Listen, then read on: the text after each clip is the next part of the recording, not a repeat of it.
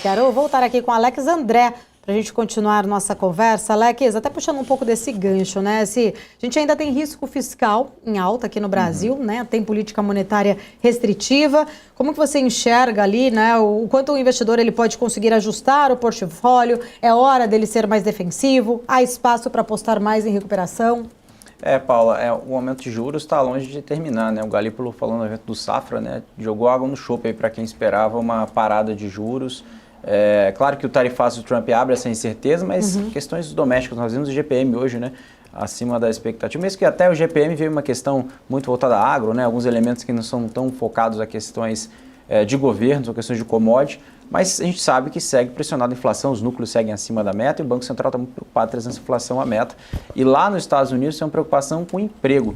E aí tem essa dinâmica, né? Já que o emprego, com a questão de imigração, ele pode também acabar sofrendo nesse sentido, de adicionar essa capacidade de uma forma saudável, pode trazer mais inflação e o Banco Central fica com juros mais altos. E isso é um efeito em cadeia, né? E aqui no Brasil acaba sofrendo nesse sentido. Então, diante dessa conjuntura toda macro, por aqui as empresas têm essa dificuldade, né? Inclusive, essa pesquisa recente da Álvares Marçal trouxe isso, né? Até 2030 são 126 bilhões de reais a mais de juros que as empresas vão despender em pagar. 50% das empresas não conseguem pagar pela sua geração de caixa e 62%, 61%, se não me engano, das empresas pesquisadas têm dificuldade em enrolar suas dívidas. A gente está falando, Paulo, das maiores empresas da Bolsa. Né? Eles até citaram Cosan, CSN, até a própria Braskem, que foi a top 1, né, de dificuldades financeiras, mais de 7 vezes dívida líquida sobre EBITDA, são empresas, as maiores empresas do Brasil, as maiores empresas até de seus segmentos, né, em algumas regiões. Imagina as pequenas e médias empresas com juros de hoje. Então, a questão que a gente observa aqui no Brasil é claramente uma aceleração contratada. A gente está contratando uma aceleração à frente e a velocidade disso vai depender o quanto o governo vai fazer de uma forma artificial impulsionar o PIB para cima para disfarçar essa aceleração. Como? Impulsionar o consumo.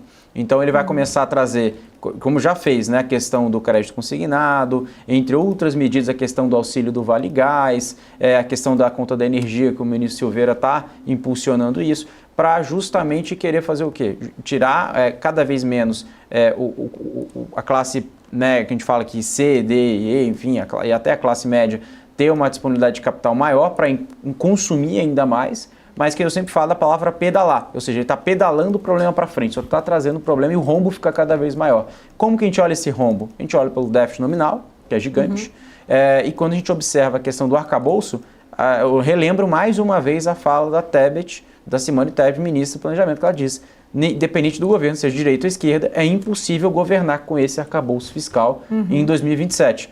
Então, a gente tem 2 anos de arcabouço fake, ou seja, a gente sabe que vai precisar mudar, esse arcabouço não é governável, independente do governo, mais uma vez eu reitero aqui, então o desafio é estrutural de Brasil, mas o governo atual não está olhando para isso, está sendo, como eu sempre falo, negacionista econômico, ele diz que o problema não existe, que o Brasil está crescendo, que o Brasil está ótimo, que tem suas dificuldades, mas o Brasil está na direção certa. Não está na direção certa.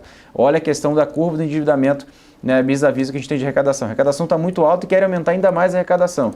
E quando a gente olha a questão do imposto de renda, que é o outro fator também muito polêmico, olha como uma solução. Olha o que foi feito, por exemplo, nas grandes economias, quando resolveram taxar os super ricos. Olha na França, por exemplo. Os ricos saem de lá, que é o capital produtivo, acabam indo para as outras economias. Manda para offshore. Ele tem vários.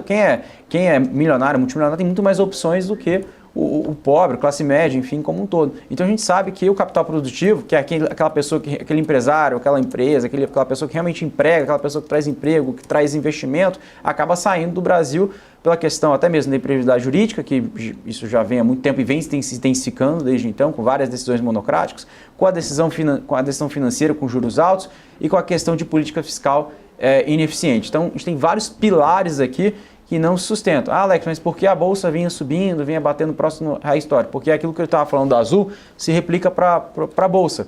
Né? Nós vimos aí um overhang da Bolsa, ou seja, uma velocidade, né, de queda muito forte. Aí a Bolsa acaba se ajustando por movimento técnico. Mas quando a gente fala movimento técnico, não é um movimento fundamentalista. Claro, tem umas empresas que estão com caixa líquido, que estão com bons resultados, né? Enfim, eu estou falando de índice, não estou falando de algumas empresas específicas, Paulo. Mas isso